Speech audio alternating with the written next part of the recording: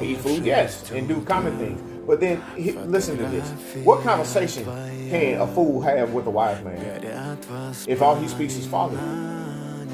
All he does is something that is not intelligent, that is not wise, that does not walk in the way of God, that walks after the fallen one, that despises wisdom and knowledge.